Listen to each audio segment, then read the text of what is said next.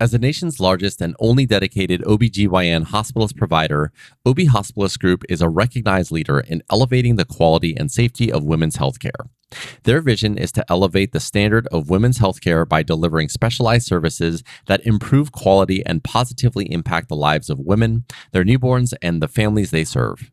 Today, we'll be discussing the evolution of OB Hospitalist medicine with Dr. Mark Simon. He's the Chief Medical Officer at OB Hospitalist Group. This is the Obstetrics Podcast from OB Hospitalist Group. My name is Prakash Chandran. So, Dr. Simon, thank you so much for being here today. We really appreciate your time. I'd love to get started by asking, when did you first get involved with OB Hospitalist medicine, and how are you connected with OB Hospitalist medicine today? Yeah, great to be here as well. I got involved with OB Hospitalist medicine when I became a OB Hospitalist clinical provider, clinical physician in early 2009. And since then, I've remained in OB Hospitalist medicine with OB Hospitalist Group, and as you mentioned earlier, serve as the Chief Medical Officer for OB Hospitalist Group today. Okay, so 2009, almost 15 years ago. I'm curious if OB Hospitalist medicine was a common career path for OBGYNs at that time. I would not say it was common at all. I would say back 15 years ago, people would typically pursue either fellowship training in one of the fellowships or just general OBGYN career pathway, which involves, traditional OBGYN practice, outpatient, inpatient, and surgeries and things of that nature. So pretty uncommon for people to choose to be a dedicated OB hospitalist as a career.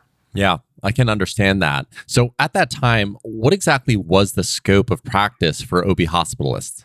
Usually, OB hospitalists were brought in mostly as a safety factor. So they're in the hospital to respond to emergencies, having someone physically present to respond to emergencies. Additionally, many hospitals have people or patients who present who aren't necessarily scheduled, as it were, to deliver at that hospital. And so the OB hospitalist then became the attending physician for those patients when, their traditional prenatal provider doesn't go to that facility. So probably those were the two most common things: responding to and managing emergencies and caring for patients who didn't have a physician or midwife at that facility. And so that was kind of the state of how things were when you first became a hospitalist, kind of responding to emergencies and really becoming the attending for patients that were unscheduled. How has that evolved over the years, and how has the role for OB hospitalists changed on labor and delivery? Yeah, I think what's happened over the years is a recognition that physicians and midwives who are OB hospitalists who stay in the hospital and dedicate their career and clinical career to working in these institutions become very adept at managing the care of patients in that setting. So the OB hospitalists are actually very well suited to managing what's going on with the patients who are admitted, and they can become more adept, as I said, with dealing with these conditions. And so now what we're seeing is that the OB hospitalists are more actively engaged on the labor and delivery unit, the postpartum unit, the antepartum unit, in the sense that the OB hospitalist has a clear understanding and situational awareness of what's happening with multiple patients, even if the OB hospitalist isn't the one who's going to be doing the delivery itself. So I imagine that this also changes the way that hospitals look for an OB hospitalist provider. Is that correct? Yeah, I think it does, in the sense that an OB hospitalist really has to be a team player. They have to be the ones to help coordinate care on those units that I mentioned and communicate well with all different participants in that care model. So that means the nursing staff, anesthesia, the private physician, other departments within the hospital, et cetera. And so the OB hospitalist serves almost a, air traffic control kind of role in helping to manage the quality and efficiency of care on the entire unit. And so you're looking for those skill sets of communication, in particular, being good communicators and being good team players with various disciplines in the hospital. So I guess this leads me to a broader question around the evolution of OB hospitalist medicine. You obviously have articulated a lot of the change that you have seen since you started in 2009, but how do you see things evolving or changing in the future, in the next 10 to 15 years?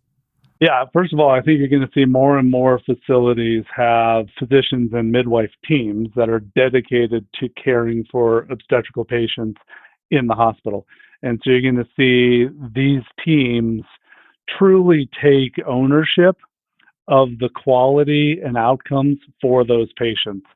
And while they may still not do 100% of the deliveries, but they're going to be much more actively engaged and part of the care team for those patients. And what I see happening there is that when a patient comes to the hospital for an obstetrical reason, it will be very common for the OB hospitalist to be officially recognized as part of that patient's care team. It would be unsurprising for an OB hospitalist, whether it's a physician or midwife, again, who comes by, sees the patient, is aware of any complications that may arise with that patient, and help in the management therein of those complications so that patient and the newborn have the best possible outcomes that we can get in a hospital setting. And again, it's not an effort to remove the primary prenatal care provider that the patient may have been seeing. It should be seen as an adjunct. We're here as part of the care team, again, with the goal, we want every patient who presents to an obstetrical unit to have the best possible outcome. Yeah, that makes a lot of sense. And that kind of leads me to another question that you touched on.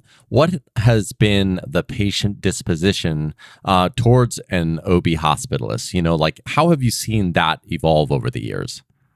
Yeah, I think in general, patients are very accepting of OB hospitalists, especially when they understand the OB hospitalist role on labor and delivery.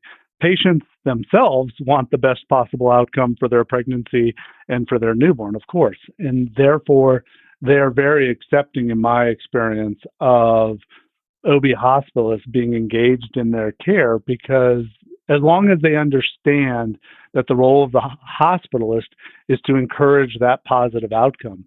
And then the other big change that you've seen in the community at large is you see larger and larger OB practices in the community itself, which means that many patients don't have deliveries done by a person who they may have seen most commonly in the prenatal period.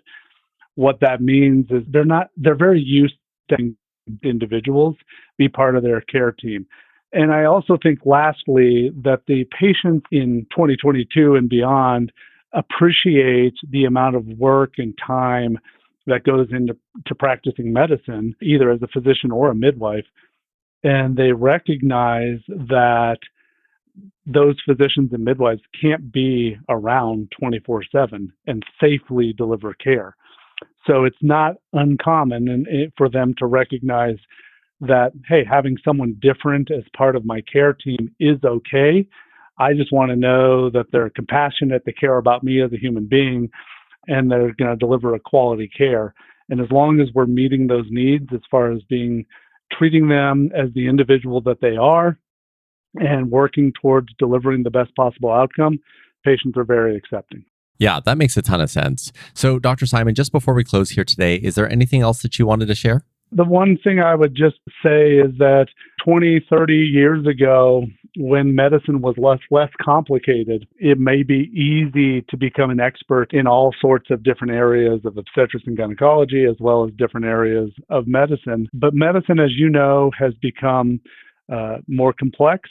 We have a greater knowledge depth as far as these conditions and these areas go. And it's unsurprising to me to see physicians, midwives, and other care professionals within healthcare focus and become experts in specific areas, even within specialties that we may have considered self-contained in previous years. And I think just seeing evolution and change in healthcare is the right thing. we should be changing and we should be evolving and we should always be striving to get better so that we can deliver on our promise, as I've said before, to delivering the best possible outcomes for patients. Well, I love that, and I definitely couldn't agree more. Dr. Simon, thank you so much for your time today. Thank you. That was Dr. Mark Simon, Chief Medical Officer at OB Hospitalist Group. To learn more about OBHG and OB Hospitalist Medicine, you can visit obhg.com. Thanks for checking out this episode of the OB Hospitalist Group podcast series. If you found this podcast to be helpful, please share it on your social channels and be sure to check out the entire podcast library for topics of interest to you.